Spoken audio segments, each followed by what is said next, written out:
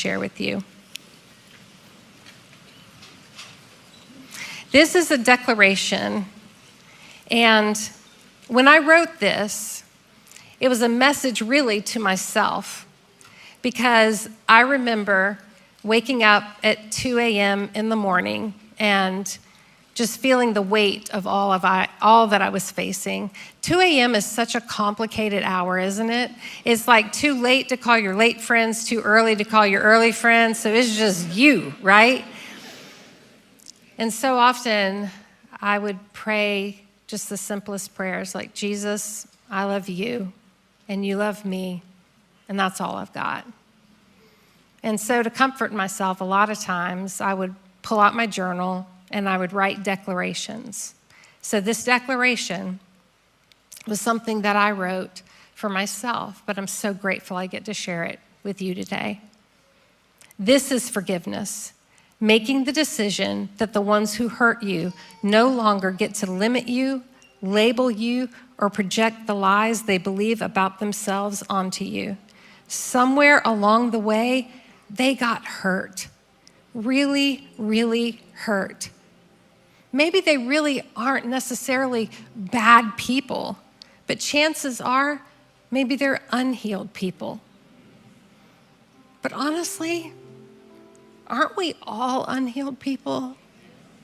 Do we ever really get to the place where we're like, finally, I figured it all out? Like, I'm not going to do anything else wrong. No, we never get to that place on this side of eternity. We can grow. We can go to counseling.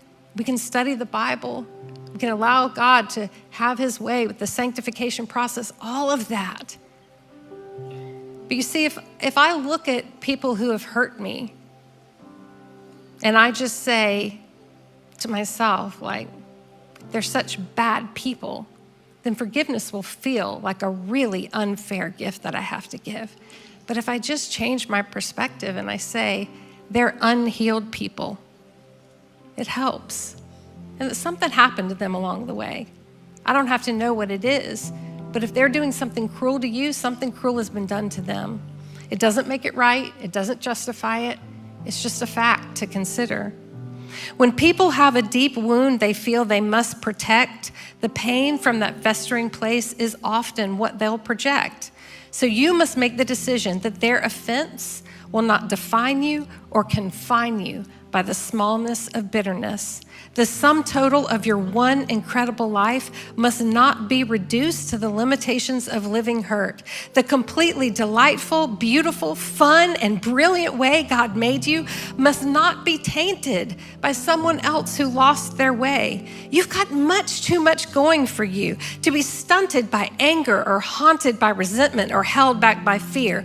Grow into God's grace by giving forgiveness kindly and receiving it freely. Throw your arms up in victory and declare, I'm free to forgive so that I can live. Do it once, do it twice, do it 70 times 7. Make it an undeniable fact that you are indeed bound one day for heaven. This forgiveness message you dare to declare is evidence of Jesus in you that not one soul can deny.